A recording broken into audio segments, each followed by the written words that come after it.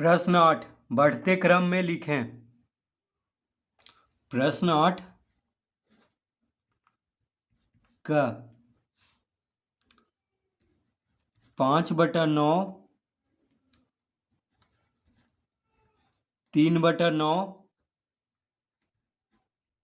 7/9 और 1/9। तो ये है प्रश्न। बढ़ते क्रम में लिखना है। तो बढ़ते क्रम मतलब छोटा से बड़ा, यानी सबसे छोटा सबसे पहले, उसके बाद उससे बड़ा और अंत में सबसे बड़ा। तो यहाँ पे सबसे छोटा कौन है? तो हर क्या है यहाँ पे? सबका बराबर है। देखिए हर में 9 9 9 9। जब हर बराबर हो तो अंश में जो सबसे छोटा होगा वही भिन्न सबसे छोटा होगा। तो अंश में सबसे छोटा 1 है। 5 3 7 1 में सबसे छोटा 1 है, यानी 1/9 सबसे छोटा भिन्न है। तो हम लिखेंगे यहाँ पे 1/9 कॉमा, उसके बाद 3/9,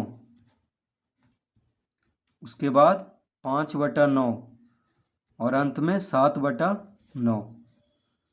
ये हो गया बढ़ते क्रम, यानी सबसे छोटा, उससे बड़ा और सबसे बड़ा अंत में।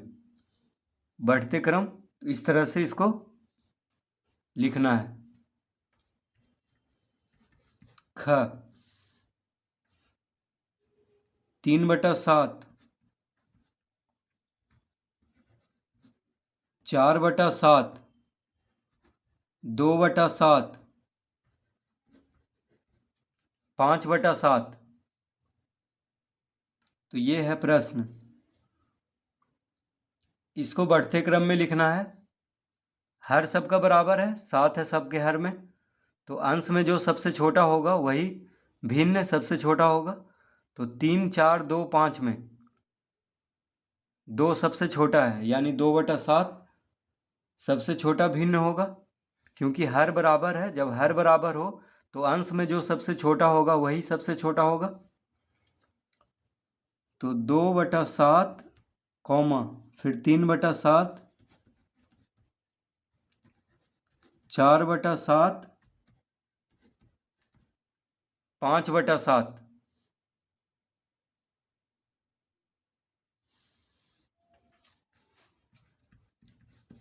ग 5/6 3/6 2/6 1/6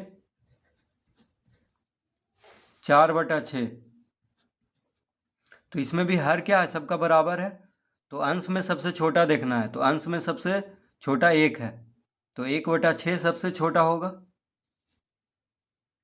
1/6 2/6 3/6 4/6 और 5/6। तो ये हो गया बढ़ते क्रम में सबसे छोटा सबसे पहले, उससे बड़ा और अंत में सबसे बड़ा। तो सबसे बड़ा यहाँ पे कौन है? 5/6 है।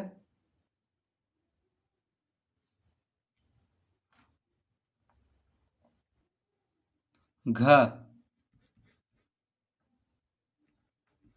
7/10 कॉमा 5/10 2/10 1/10 4/10 3/10। हर सबका बराबर है। तो अंश में देखेंगे सबसे छोटा कौन है? 1 है। तो सबसे पहले 1/10 हो जाएगा, यानी सबसे छोटा भिन्न हो गया 1/10। उसके बाद 2/10, उसके बाद 3/10 4/10 5/10 और अंत में हो जाएगा 7/10 सबसे बड़ा। तो इस तरह से बढ़ते क्रम में सजा लेंगे।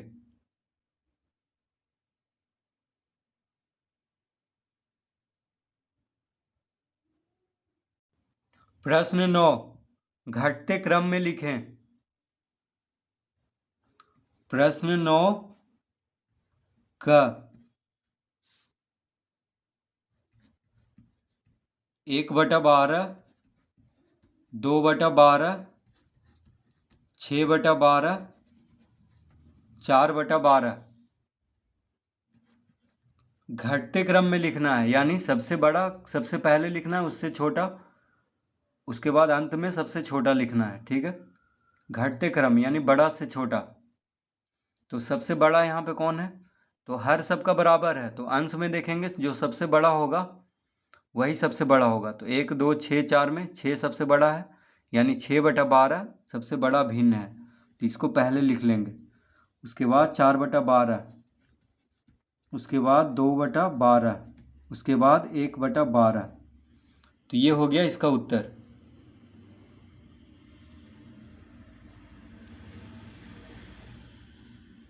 सबसे बड़ा सबसे पहले, उससे छोटा और अंत में सबसे छोटा।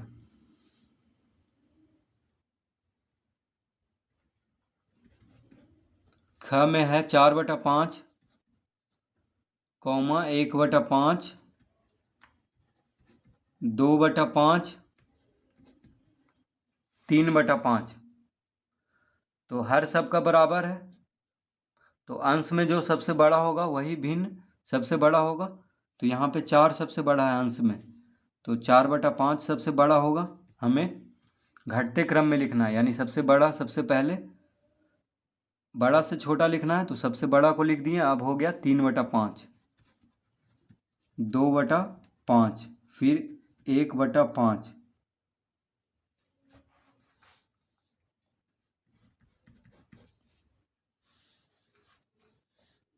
ग 4/7, 2/7, 5/7, 3/7। हर सब का बराबर है, तो अंश में सबसे बड़ा कौन है? 5, तो 5/7 सबसे बड़ा होगा भिन्न में। उसके बाद 4/7, 3/7, 2/7।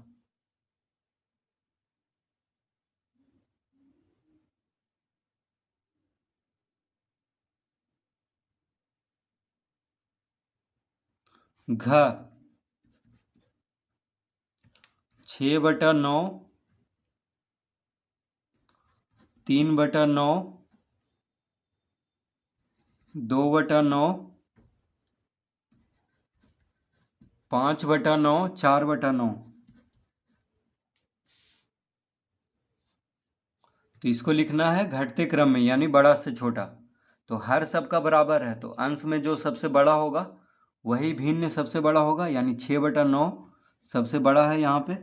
उसके बाद 5/9 है इससे छोटा, 5/9 से छोटा है 4/9, फिर है 3/9, और अंत में सबसे छोटा है 2/9। तो ये हो गया इसका उत्तर,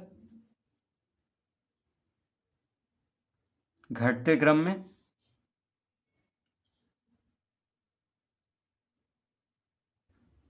प्रश्न 10, खाली स्थान में बड़ा का चिन्ह या छोटा का चिन्ह भरें। प्रश्न 10 का 1/3 खाली स्थान 1/2।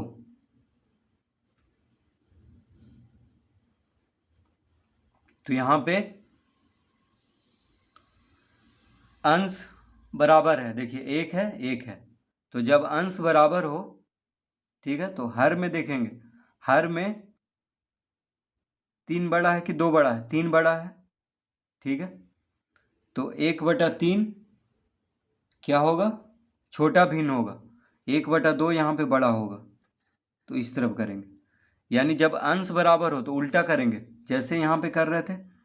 हर जब बराबर हो तो अंश में जो बड़ा होता था वही भिन्न बड़ा होता था, लेकिन इसमें जब अंश बराबर हो तो हर में जो सबसे छोटा होगा, देखिए 3 से छोटा 2 है, तो हर में जो छोटा होगा वही भिन्न बड़ा भिन्न होगा, ठीक है। इसमें उल्टा करेंगे, जब अंश बराबर हो तो एक यहाँ भी है एक यहाँ भी है, लेकिन हर में देखिए यहाँ 3 है यहाँ 2 है, तो ये बड़ा होगा 1/2 बड़ा होगा 1/3 से, ठीक है। हर में जो छोटा होगा वही भिन्न बड़ा होगा, जब अंश बराबर हो तो। ऐसे भी देखिए 1 का 3 भाग हो रहा है, 1 का 2 भाग हो रहा है, तो ज़्यादा बड़ा भाग ये होगा क्योंकि 2 ही भाग हो रहा है 1 का। यहाँ पे 1 का 3 भाग हो रहा है, तो कौन बड़ा होगा? 1/2 बड़ा होगा।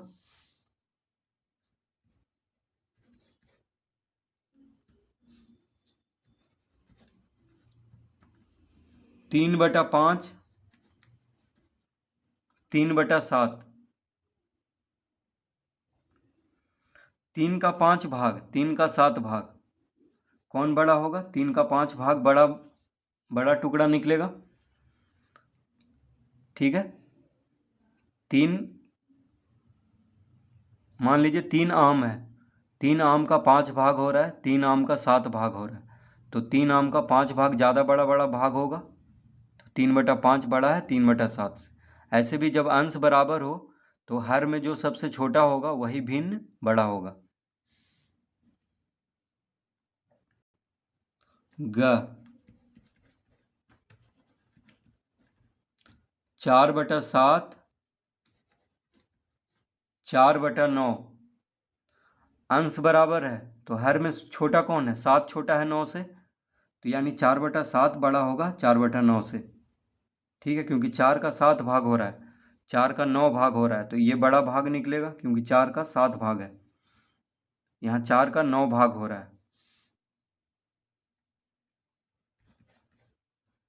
घ में है 2/5,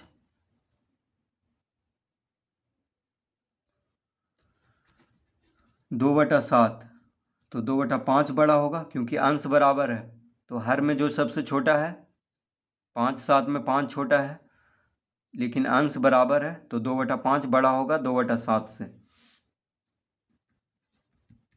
अड़ा 4/7 खाली स्थान 4/5, तो इसमें 4/5 बड़ा होगा क्योंकि अंश बराबर है, हर में छोटा कौन है? 5 है, यानी 4/5 बड़ा होगा 4/7 से।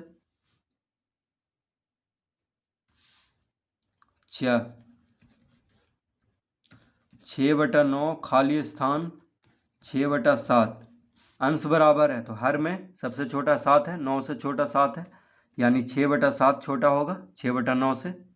ये माफ़ कीजिए, 6/7 बड़ा होगा 6/9 से, क्योंकि अंश बराबर है तो हर में सबसे जो छोटा होगा, तो 9 से छोटा 7 है, इसका मतलब हुआ कि 6/7 बड़ा होगा 6/9 से, क्योंकि 6 का 7 भाग हो रहा है, 6 का 9 भाग हो रहा है, तो ज़्यादा बड़ा भाग ये होगा।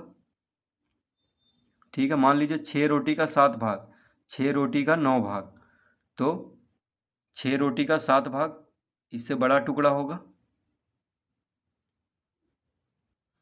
तो इस तरह प्रश्न 10 हल करेंगे।